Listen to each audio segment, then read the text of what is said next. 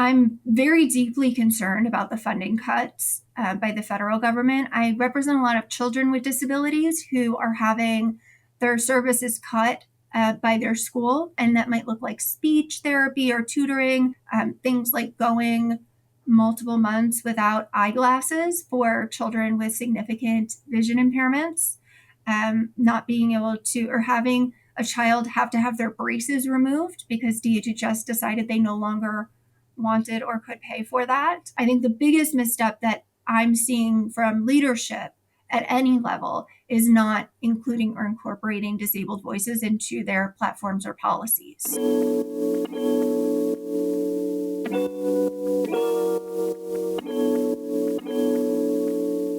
Hi, Ashley. I'm Alisa, and welcome to the Morning Waltz podcast. I'm excited to have you today.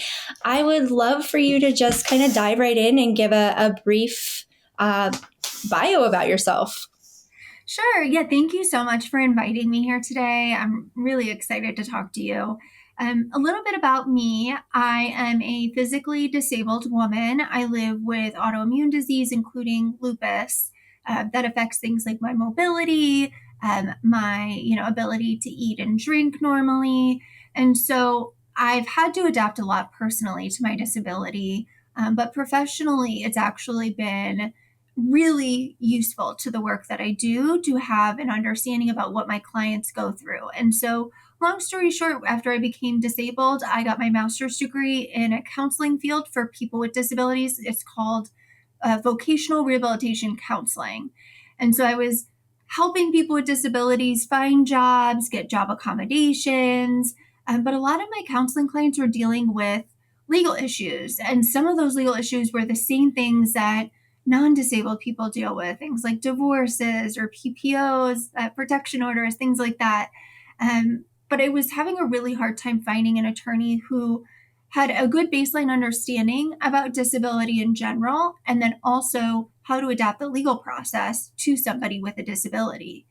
And I kind of hit my limit of frustration at one point because a counseling client of mine, a single parent, worked full time for many, many years in this job that I had counseled them through, caring for their family. But due to disabilities, they were not the most verbal. They were mostly non speaking, they had a limited vocabulary. And they were mugged one day and called the police for help. And it happened over a long weekend. I'll never forget because I came back to talk to her on Monday and she said, plea deal. And essentially, what I found out after investigating is that when she called 911 for help and the police arrived, they assumed that she was under the influence because of her limited vocabulary and actually wound up arresting her instead of the person who mugged her. And by the time I had even found out, she had been kind of ushered through this quick legal process. And then it affected her ability to keep her job and to care for her children. And I just said, this is not okay. This can't be acceptable. And so on a whim, I just signed up for the LSAT. And 3 months later, I was in law school. And I absolutely love what I do now. I do a lot of disability civil rights law. And it's different from disability benefits, although I do have some experience with that as well.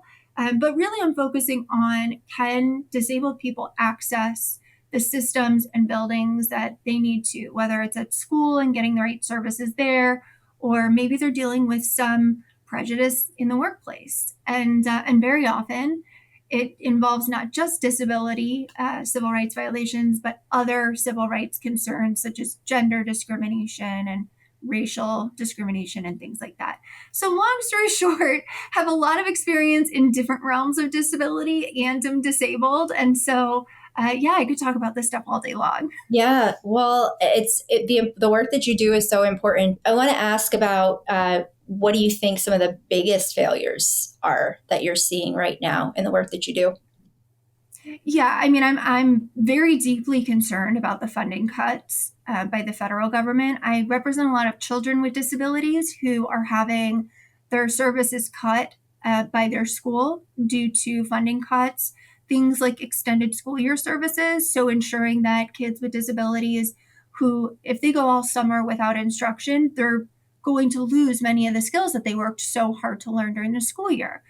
So for some of them, that means that they're entitled to extended school year services throughout the summer. And that might look like speech therapy or tutoring. I'm seeing a lot of those services cut significantly. And so parents are now struggling with, well, how can I make sure my child doesn't fall behind even further? But I'm also seeing a lot of kids that I represent in the foster care system with disabilities facing circumstances that no adult should have to deal with. Things like going multiple months without eyeglasses for children with significant vision impairments, not being able to, or having a child have to have their braces removed because DHHS decided they no longer wanted or could pay for that. And so I'm seeing across the board a lot of big concerns. And then for me, honestly, politically looking at whatever side of the aisle anyone lands on, I think the biggest misstep that I'm seeing from leadership at any level is not including or incorporating disabled voices into their platforms or policies. And when they don't do that, it's really easy for bad actors to come in and take advantage of the disability community. Yeah. What do you think? I obviously funding being number one. What do you think are other things that need to be done to bring awareness to make sure that these things aren't happening, especially for kids? Yeah, I think first and foremost, the one of the best things that anyone can do is to reach out to their local representatives. Very often everybody's focused on, especially with elections, like the president and senators and House of Representatives, all of those people you should be paying attention to. That's important also. But I have had a lot of luck implementing change locally by raising awareness with people who are running for district attorney to be prosecutors. People don't think about the judges that are elected. Those people have concrete impacts on your day-to-day life. And if they don't have a good understanding about disability issues, it's likely that, or other civil rights issues, then it's likely that people are not going to find justice or accountability in those systems. So I think for me, I email the people who are running locally. I comment on their Facebook posts, and that's led to meetings with prosecutors. I've done trainings with prosecutors' offices. I always offer free trainings to police departments on how to interview witnesses with disabilities or how to approach interviews with alleged offenders with disabilities. But I think the best thing that anyone could do if you're not doing it is really engage locally. And there's never been a better time to do that because there's a lot of interest locally wherever you live. How do you get connected to these cases and these stories? And I feel that I'm making a broad assumption right now, but I feel that there are probably a lot of people that don't even realize, who have a disability, that those resources aren't available to them, or they just kind of, this is status quo for somebody with a disability and this is the way it is. How can people become more aware that there are resources available to them, such as yourself? Definitely. I think there's always a learning curve when you acquire disability or as you age with disability. And so your resources might change also. My resources that I use now are much different than the ones that I sought out when I first got sick. But I would say there are some, standard good resources that you can rely on. As of right now, the law mandates that every state has a vocational rehabilitation agency that's supposed to provide free job assessment and job placement services to individuals with disabilities. Now, to your point, a lot of people might not know that they even qualify for that service. And part of that reason is due to us needing to do more advocacy and raising awareness that the idea of what disability is is so limited in our media and in a lot of people's minds who haven't lived it. But as I'm sure you're aware, the disability community is really diverse. Two people can have the same condition and it affects them differently. But I'm seeing a lot of people not know, particularly if they have chronic illness, that they have disability rights, because a lot of doctors don't say, hey, I'm diagnosing you with this. And by the way, you should seek out an attorney, or you should request accommodations at work. And a lot of doctors don't even if they're willing to write a letter for workplace accommodations, they don't know what to put in it because they don't have that vocational rehab background. And so I would say a great resource is to search for your local vocational rehabilitation agency. In some states, they're called like the Department of Vocational Rehabilitation. In my state, it's Michigan Rehabilitation Services. So all kind of similar names. But if you Google vocational rehabilitation and your area, you should be able to find a local office. Also, I get a lot of referrals from disability rights organizations. So whether it's like Disability Rights Michigan, I worked with disability rights in Oregon and plenty of other states as well. And due to staffing concerns, they can't take on a lot of cases. So they send a lot of people to me in the state of Michigan, which I appreciate. But those are some good sources. And then the other thing that I always recommend to people that might seem obvious to people in our generation or younger, but might not think about it, is connecting with other people online that have the same disability, because I know that I've benefited immensely from other people with disabilities who have become my very close friends, who I met online, who helped me find the right doctors and get the right tests. And how did I find them? Simply by putting hashtag lupus into my Instagram and just scrolling. And so I think that whatever level of engagement you want to have in advocacy, there's room for that. I agree. It is amazing. I mean, there's so much bad on social media, but also the ability to build community and bring people together is such an incredible gift. Absolutely. I don't think I would be here if I hadn't been guided to the right doctors and medicines and surgeries by essentially strangers who became my friends online. So Right. I owe them a lot. And it's another reason why I try to help anywhere I can, because I know that they were very helpful for me when I first got sick. Well, if you're okay with it, I would love to learn more about your journey and what led to your lupus diagnosis. I also recognize that lupus is something that isn't easily diagnosed for many people. So what led you to that point, and at what point were you like, there's something wrong? Yeah, it's interesting. When I was diagnosed with lupus, I had kind of given up on the system a little bit. So I initially first started having health problems when I was 19. And it was very on and off. It involved, abdominal pain, which, of course, if you're a young woman, doctors will shrug that off. And so I just kind of let it fester for a bit. And then about a year later, I decided, because I used to be very athletic, keep that in mind. I decided that even though I was not a runner, I was going to run a half marathon. And so I did it, and I'm very proud of myself that I did it. And I'm grateful that I did it when I did it, because 2 months later, I fell to the ground, and my chronic pain has not stopped for one day since. So I've learned to live with it. I've adapted quite a lot. But initially, the chronic pain that I was dealing with, the nausea, difficulty sleeping through the pain, all of those things were at first, after surgeries and some diagnostic tests, associated mostly with endometriosis, is what I was told. And I know for certain I also have that. But I think because doctors made a lot of assumptions that, oh, if there's some weird symptom, it's probably just her endometriosis. And I had gone to a couple of rheumatologists for some blood work, and they shrugged me off. Like they're like, you're young, you're in law school, so you're probably just stressed out. And I'm like, okay, but I have this joint pain and this fatigue, and the the pain and the abdominal pain, the back pain is back, and it's worse than ever.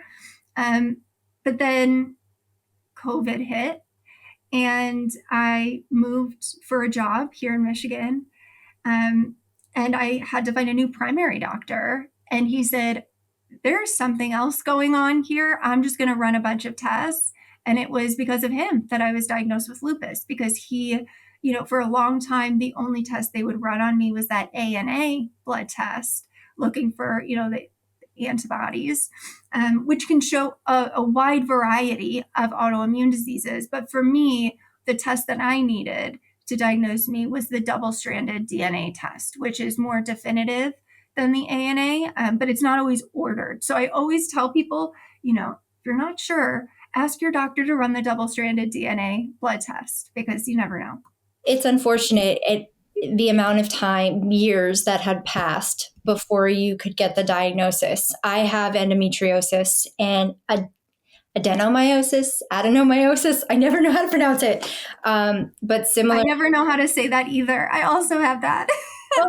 Good times. When the doctor first told me that I had it, she referred to it lovingly as the evil stepsister to endometriosis. And I was like, Sounds accurate. yeah, yeah.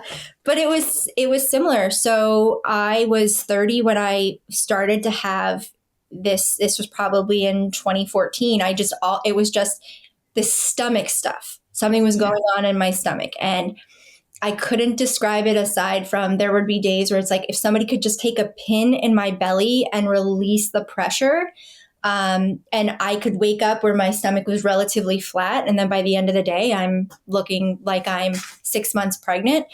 And yeah, doctor after doctor, it's like, oh, well, here's birth control. Here's this, here's that. And then it was COVID in 2020. So what, 5 years later, 6 years later, that I got the diagnosis for endometriosis. And I think people, the thing with disability too, or any type of autoimmune that when you're suffering with chronic pain that nobody can see, it equates to you don't have a disability. Right.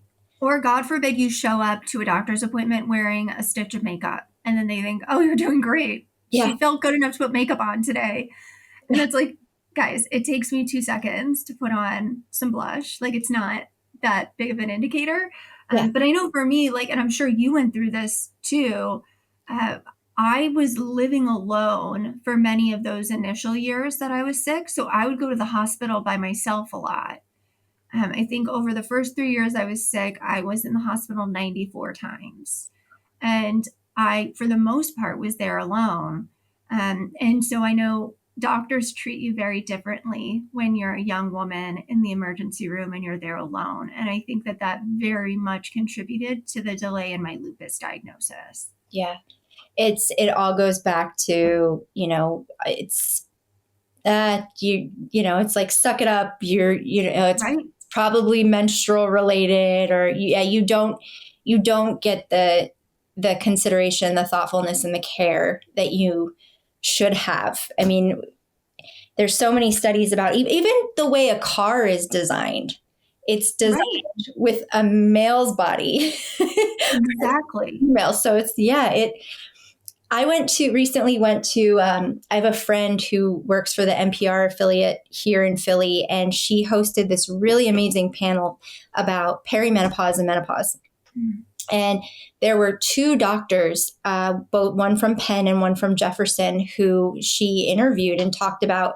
And they were saying, and I don't want to get too far off topic here, but it just, in terms of women's health in general, there are only 60 menopause and perimenopause specialists in the country, and women she's like, this is not sexy work, but it's important work. It's so needed. But it's just, that is the common theme with women's health, and it's sad. It's awful. And, and of course, it affects every woman, differently. And it affects non binary people differently. It affects, women of color differently.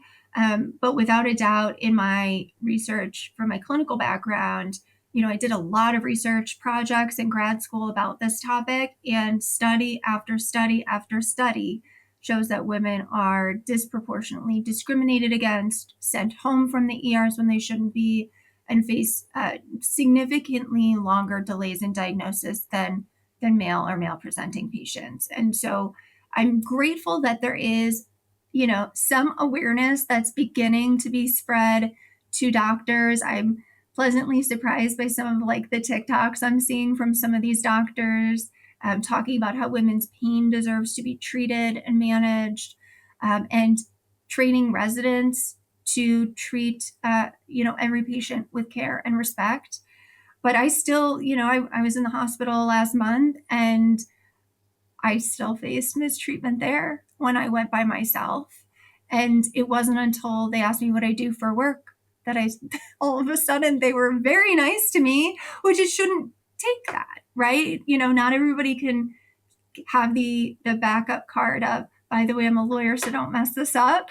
But so yeah, the women's health issues, there's so much further that we have to do, and it really is tied into the disability justice movement, because women, we're talking about like Judy Heumann and these disability rights icons who set the stage for us to be able to work and live and seek healthcare and, get certain benefits and accommodations and things. They all recognized back then that, there shouldn't be a movement about us without us. So that's the big phrase, nothing about us without us. But we also need to make sure that in every civil rights movement, we're including disabled people in that, because disabled people also fall under any other marginalized group, depending on the person. And we, in the disability justice movement, need to make sure that we're including a diverse, community in those efforts, and not just simply like steamrolling and talking over people, because some of us do have different needs based on our backgrounds. Yeah. Are you seeing any areas? You mentioned healthcare. You mentioned that there's more and more doctors and healthcare professionals are becoming more and more aware. Are you seeing other areas, workplace, where they're becoming more accommodating, that they are becoming more inclusive when it comes to disabilities, both very visible as well as invisible? Yeah, absolutely. So I'm seeing kind of a side note, I'm seeing a huge push for finally, incorporating adaptive sports into most sporting events and activities. So that's been great for a lot of the kids that I represent who, really wanted to participate and be on the swim team. And originally their school said, no, you can't. And we had to sue them for them to be able to go on the swim team. And now they're on the swim team, and I get pictures after every swim meet, and it makes me so happy. But I'm seeing schools start to, realize that inclusion is not just good for students with disabilities, but the whole community at large. But I think that there needs to be, and I'm seeing it slowly start, but there needs to be a real push to raising awareness about how investing in the disability community is an investment in the economy. I think a lot of people, on one side of the aisle think that disability services are like these like warm and fuzzy, not totally necessary, but what a nice thing to do for those people kind of stuff. And, which I have a bunch of thoughts about that attitude. But long story short, though, these services allow disabled people like myself. I mean, I'm a business owner, like you do your work. And if we're able to contribute to our communities and provide for our families, we're able to buy into the economy, and there's more economic stability as well. And I think politicians are slowly starting to realize that, just as they're very, very slowly starting to realize that there are 60 million voting age disabled adults in this country. But I think that as that awareness increases, we're going to see more inclusion and accessibility, though I do think the terms are going to slightly change as they've been politicized a bit, at this point. Yeah. I have to ask you about the work that you do is heavy. I imagine that, there's a lot of emotionally heavy work that you are doing. How do you balance it with your own health, your own disability, and with continuing to show up to be able to advocate for your clients? Yeah. So when I went to law school, I knew I wanted to open my own practice. So even when I started law school, I started to draft kind of bullet points of what my practice might look like. And I wanted to achieve a couple of goals. I wanted to be fully transparent about my disabilities so clients knew they could trust me and they knew that I could relate to them. I wanted to make sure that my practice was fully accessible to any person who has any disability. So if they needed forms with large print, those are already ready to go, printed out. They have them. My office is disability accessible. If I'm representing a client in a courthouse that I haven't been to before, I'm going there ahead of time, going through security and looking at, is the courtroom accessible? Can somebody with a wheelchair get up to the stand to be a witness? What does that look like? And so for me, my day is very much balanced between making the legal system accessible for my clients, but also making it accessible for me.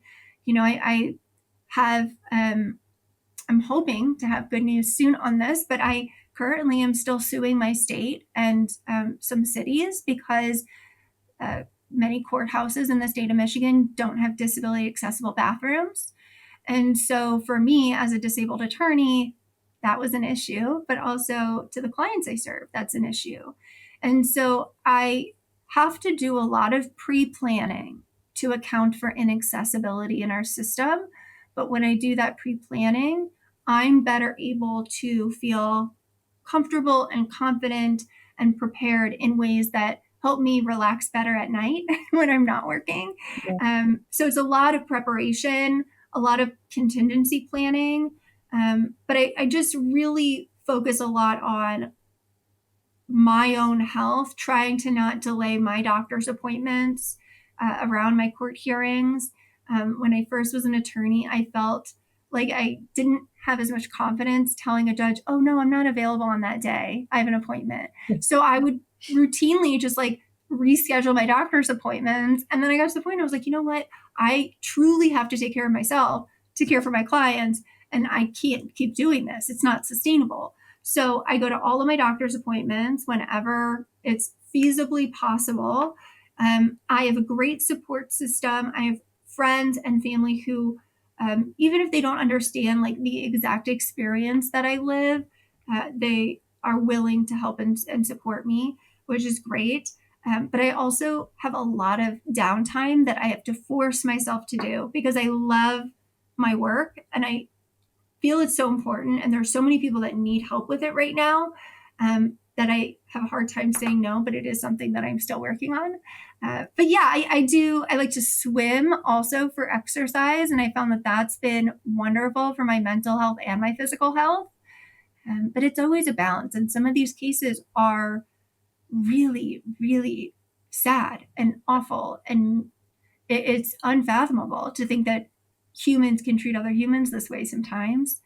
And so having a very clear boundary of leaving work at work whenever I can, and at least allowing me a couple hours to decompress at the end of the day before I even think about doing anything. I think that's been a big help too.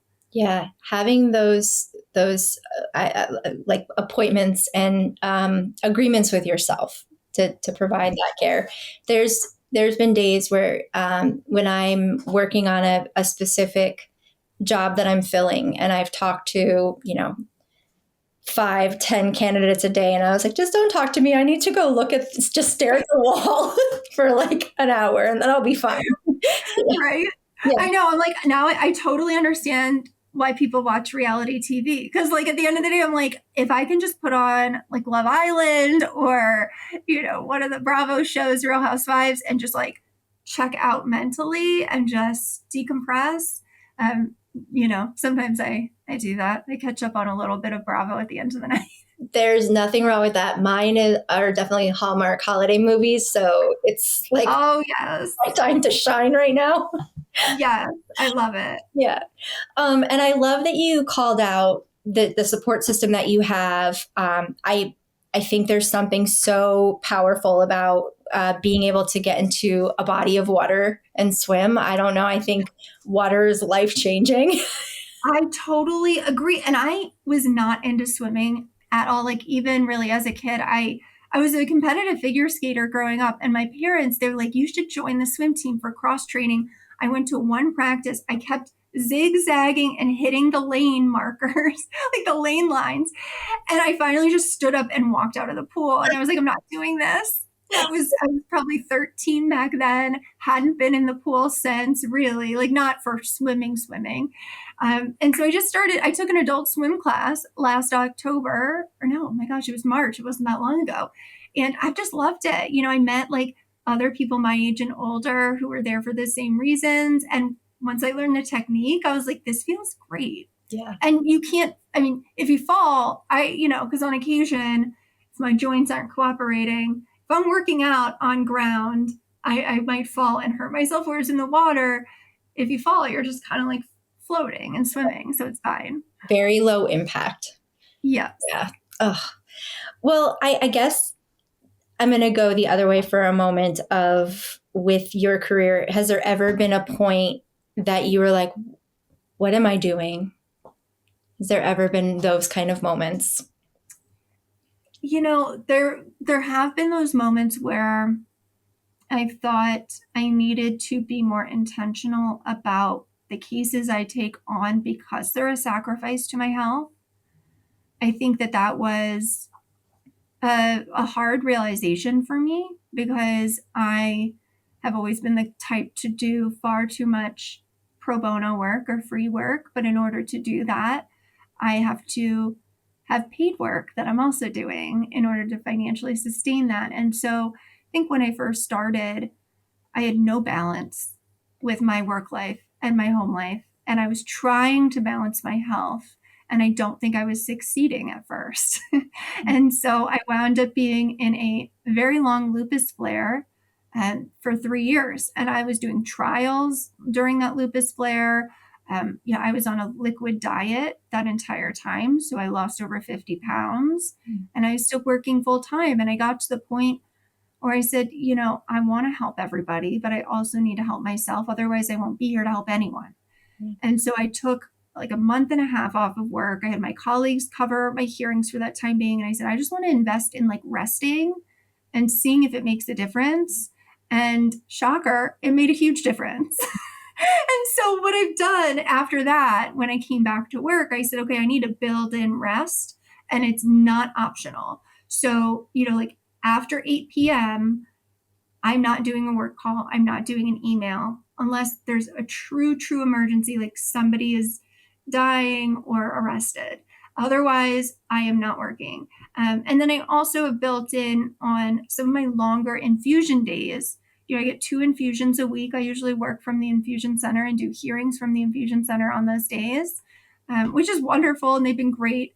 And the court has, for the most part, been really accepting of that. But on some longer infusion days, I'll say, you know what, I'm not working that day. I'm going to rest. And I've just found like being forceful with myself about that has made a really big difference. But yeah, it's been challenging. And there have been even emotional frustrations in my work as a disabled person representing disabled people. I've had multiple attorneys on the other side of a case say to me, well, I don't think your client should get damages because their life would be, I'm not going to use the word they use, but their life would be bad anyway because they're already disabled. So essentially, they're not worth the money. And I've heard iterations of that my whole career, and they say it to my face knowing that I'm a disabled attorney. So there are times like that where I get frustrated. There are times when people get bad information off of social media about legal things. That can be frustrating and hard to deal with as an attorney. But overall, I think now I'm many years into this. I feel like I've got a good rhythm. I know what works for me. I know what works for my clients. And there are going to be good days and bad days, no matter what. I'm sure you can relate to that. But I feel like now even on the bad days, I have a good system in place where I know how to cope and get through it. Yeah. And that's so important, setting up those coping systems, the boundaries, and just being honest with yourself and knowing that in any situation, no is a complete sentence. Yes. Yes. And I also like highly recommend therapy because therapy really helped me with that, with the setting boundaries, the no is a complete sentence thing. I'm still a work in progress on that a little bit, but I found that it allowed me to focus on myself when I had kind of been putting myself on the back burner for Yeah. a long time. And it was reflected in my health at that time. And since I found better balance, I've been able to, I'm back at my healthy weight. I'm able to eat food again, and my treatments are more effective because I'm resting and my body's more primed to receive those treatments. And so, all in all, when you do the work, and it's a lot of work to manage your health, but when you do it, you can usually find some type of balance as long as you're like supported too. Like I said, not everybody has that great support system either. Yeah. I'm lucky my husband knew I was sick when he met me, went into this understanding there would be things I could do and things I couldn't do. Like, that we may or may not have children, like all of these things that when you're in a relationship, you're not sure how a partner is going to respond to those things. But from the beginning, he's been very, very supportive Yeah. and a very calming presence, which I also think we need when we have any type of disability or chronic illness. Being with a partner who is like chaotic or kind of emotionally up and down can increase or like dysregulate us and increase our fight or flight, which can make our chronic pain worse. So, just I found that I'm more intentional about who I'm around. Certainly when I was dating, who I chose to date, definitely who I chose to marry. Yeah. But yeah, just so much intention. And when I talk to law students who have disabilities or that like come to me because they want me to be their mentor, they're like, man, you have to be so disciplined. And I'm like, I think anyone who's good at their job is disciplined for the most part. But when you have a disability, like you have no choice. Yeah. You either do it or you can't do anything. Yeah.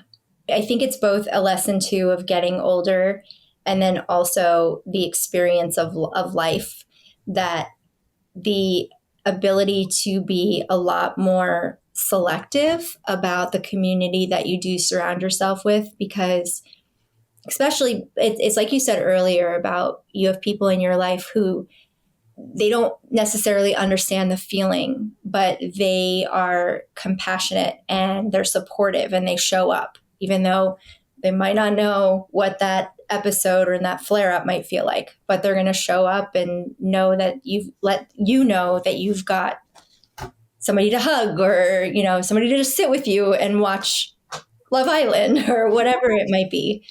Yeah. Totally. Yeah. And I think that was a key thing that was really missing for me when I first got sick. When I first got sick, I was in a not great relationship, and he did not respond very well to me getting sick. And so I ended that. And then, I was alone and kind of scared to date and didn't feel up to dating physically. Like I was in so much pain, I couldn't even conceptualize the idea of going on a date.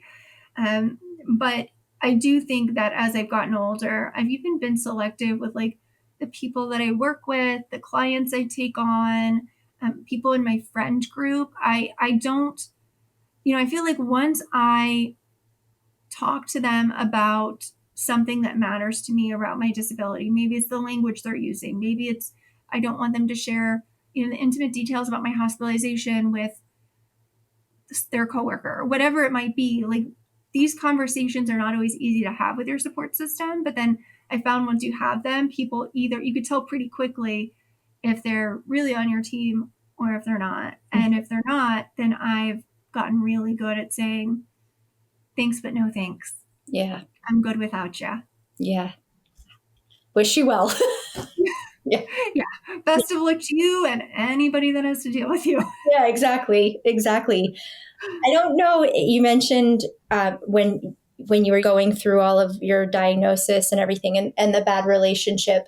Um, for me personally, I feel that in kind of feeling this way all the time, it was really challenging to want to put yourself out there, and then constantly feeling like there's something wrong with me. I don't know what it is. I can't get answers. I feel like I'm going insane. And that wreaks havoc on your self-esteem, your mental health. So You mentioned therapy too. How did you kind of, what do you think that pivotal moment for you was? Do you think that there was one particular moment that you kind of crossed that threshold?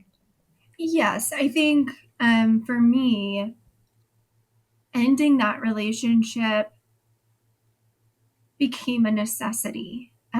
So I had been with that person for 4.5 years by the time I got sick. And we lived together. We were very young, but 19, 20, 21, kind of formative years. And when I got sick, I initially needed to go to the hospital alone. They couldn't figure out what's going on. They do all like the basic blood tests, but endometriosis doesn't show up in a blood test, and they didn't do the special lupus blood test that I mentioned before. So it was like a lot of me going to the hospital. And I remember after like the first hospital trip, my ex said, "I'm not going to the hospital. It's like annoying to have to go. So I'd rather sit at home and watch the Red Wings game." And so I thought, I'm going to break up with this guy, but I'm going to wait until I'm healthy and I can move, right? Because that was logistically in my mind. I was like, how do I leave this relationship when I physically can't move my body in order to move out of this home that we share together? But then I got so sick that I realized that I was not going to get better unless I left. And the way that he had coped with me acquiring disability was to start drinking more and more. And so very often, paramedics would be coming into our apartment, walking right by him while he's drinking a beer on the couch and taking me to the hospital. And I I got to the point where I was in our kitchen. I'll never forget it. And I said to him, I am going to go leave to get a milkshake because sounds random, but my with endometriosis, I also have interstitial cystitis, which is a bladder condition that's very common in people with endometriosis. Mhm. And a vanilla milkshake helps balance the acidity in the bladder. So I was like, I'm going to go get a vanilla milkshake. And I remember getting in my car and saying, like, I'm not going back. And he was like, why are you taking your dog with you to get a milkshake? And I was like, oh no, she just wants a car ride. And I never went back. And I had my parents come get my stuff.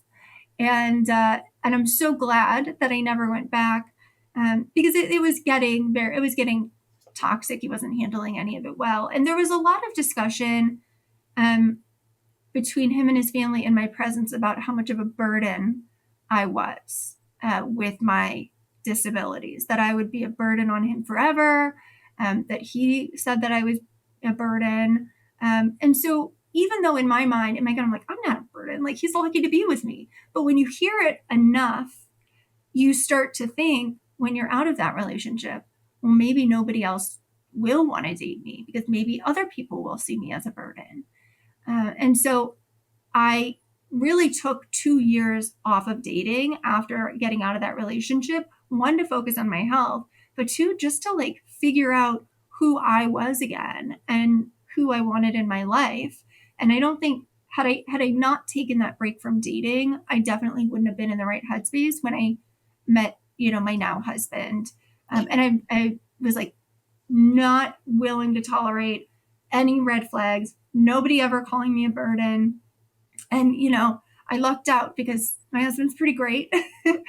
But yeah, it's just, I think with your self esteem, you just at some point say, I can't avoid this anymore. I need to address this. Mhm. And so leaving that relationship was the first time I felt like I was sticking up for myself. And then for me, I got into therapy after my hysterectomy, because I'm a type A person. And I said, if I know that it's likely at this surgery, they might do a hysterectomy because, they don't know until they're in there, like what everything looks like. And so, I did have the adenomyosis. Again, I don't know if I'm saying that right. But like, I was like, this is a huge change. I've always wanted to be a mom. There's a chance that biologically I might not be able to. So let me get into therapy before the hysterectomy just in case I have a hysterectomy. And so that's what I did. And then after the hysterectomy, I stayed in therapy, and I've just found a lot of benefit from it, whether it's talking through my work stuff or balancing my health stuff or having them just empathize with how much work goes into living as a sick person Yeah. in this country. Like just even that validation really helps. Yeah. I'm a big proponent of therapy. I think it's an amazing tool. I want to just kind of learn a little bit about what's next for you personally and professionally. Yeah, so what's next for me, I'm hoping to, a big goal of mine is like I've been working on a book for some time. I would love to see if I could get that published.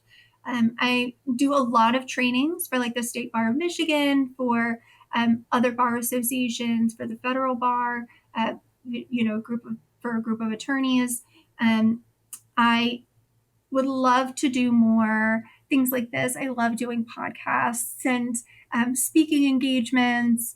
And I found that it's more fun and less taxing on my health to do this. So I would love to do more of that and just keep an open mind. I think I would have never anticipated that I'd be doing what I am doing now. And so I'm just going to keep adapting as I go and as my body evolves, and we'll see where I end up. But yeah, I would love to continue my advocacy. I would even love to maybe assist with some political campaigns that would like some disability policy advice. I think that might be fun and needed right now. So we'll see. Fingers crossed. Well, I am so just in awe of the work that you do and that you continue to show up. I know, not to the extent of lupus, but I know sometimes when it's hard to get out of bed because of pain and to constantly show up. Yeah. Endometriosis is very painful, you guys. Like anybody listening, it is just as painful as my lupus. I can tell you that. It is. I mean, when you feel like 3 weeks out of the month, you're just like, I just look forward to my stable week, my Yes, neutralizer exactly. week. Yeah. Oh, well, Ashley, thank you so much. I really appreciate it, and this was an amazing conversation, and I'm so glad you decided to talk to me about all of this. Thank you. I really appreciate it. And anything you need, I'm always here if you ever want to chat again. I really have enjoyed this, and thanks for inviting me. Yeah, absolutely. And if people want to get in touch with you, where's the best place that they can reach out? So on Instagram and TikTok, I'm at Ashley B. Jacobson. And my email is Ashley, ASHLEY, at JLAPLLC.com.